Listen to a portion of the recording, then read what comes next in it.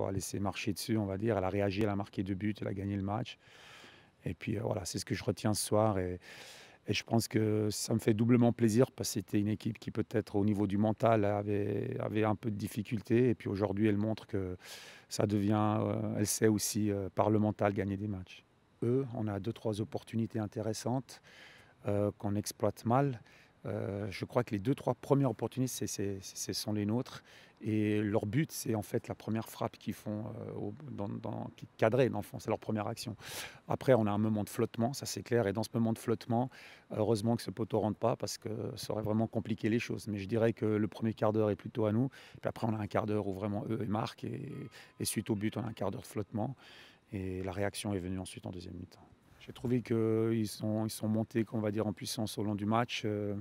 On a eu de la peine au début à gagner nos duels. Il faut dire que bon, c'était aussi une défense qui, pour la première fois, jouait ensemble, avec un Bangoura qui revenait d'une blessure.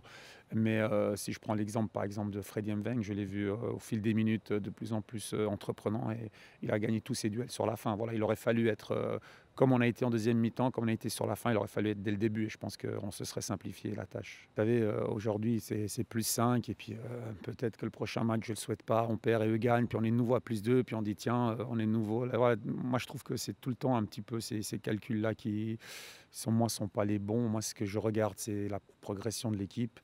Et puis, ce que je remarque aujourd'hui, c'est que dans les 4 derniers matchs, on perd qu'une fois, c'est à Haro, et puis on perd avec une équipe qui était complètement remaniée. Donc, c'était une défaite qui s'explique quand même assez logiquement. Sinon, dans les 3 autres matchs, on a fait 2 victoires et un match nul à Kriens. Donc voilà, c'est cette donnée-là qui, pour moi, aujourd'hui, est encourageante. Et je pense qu'elle fait du bien aussi à l'équipe parce qu'ils sentent qu'ils ont peut-être un peu stoppé l'hémorragie des défaites consécutives et ça va leur faire du bien. Après le but qu'on a pris, j'étais serein parce que le premier quart d'heure, j'ai vu l'équipe se créer des occasions et j'étais convaincu qu'on allait laisser passer l'orage pour reprendre ce match. Je ne sais pas comment vous l'expliquer, mais à l'intérieur de moi-même, j'étais serein. Et je pense que l'équipe, les joueurs évidemment, ils se sont peut-être mis un peu de pression parce que voilà, c'était une confrontation directe, c'est un match à 6 points comme on dit. Et je pense qu'ils voulaient absolument gagner ce match, ou en tout cas pas le perdre. Donc voilà, il faut aussi se mettre à leur place. Ils ont quand même quelques pressions en ce moment parce que les attentes sont grandes et ça viendra gentiment avec les résultats, la confiance, la sérénité viendra, c'est normal. J'aimerais revenir sur la dernière demi-heure de la première mi-temps, Oui. qui, pour nous, on l'a trouvé quand même catastrophique de Oui. manière un peu unanime. Beaucoup de duels perdus, des seconds ballons inexistants. Comment vous expliquez que l'équipe elle soit comme ça fragile moralement quand elle prend l'ouverture du score, elle n'arrive plus, enfin elle sait plus ce qu'elle fait.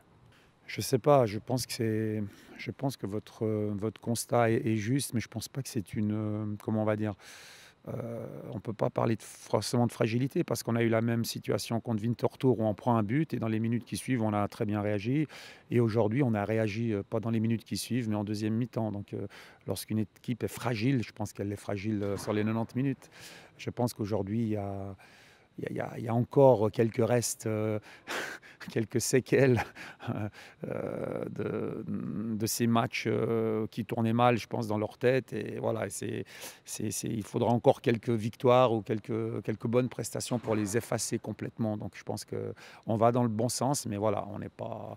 Je pense qu'ils ont encore un petit peu ça en tête et il faut vraiment réussir dans les prestations suivantes à reprendre des victoires. Et puis je pense que si on continue comme ça sera gentiment derrière.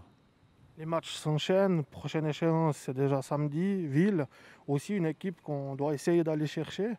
Quel est votre plan pour aller faire quelque chose de positif à Ville? Alors, je ne vous cache pas que ce soir, ma seule crainte à Ville, c'est la fraîcheur de mes joueurs. Parce que ce qu'il ne faut pas oublier aussi ce soir qu'on n'a pas dit, c'est que contrairement à Chiasso, on a eu 2 semaines anglaises. Eux ne l'ont pas eu parce qu'on a ce match à rattraper contre Haro. Donc, on a affronté ce match avec quand même un match de plus en 3 jours dans les jambes qu'eux. Et là, justement, ma crainte, c'est d'aller à Ville avec des joueurs pas mal fatigués. Bon, j'ai fait un petit peu de tournée, donc je peux faire rentrer des joueurs frais.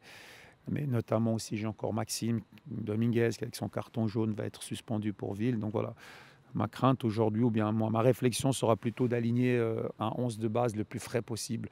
Donc on fera un petit peu la la liste du temps de jeu de chacun et on choisira peut-être en fonction de ça le 11 qui débute parce que si on n'a pas les jambes, ça devient vraiment compliqué.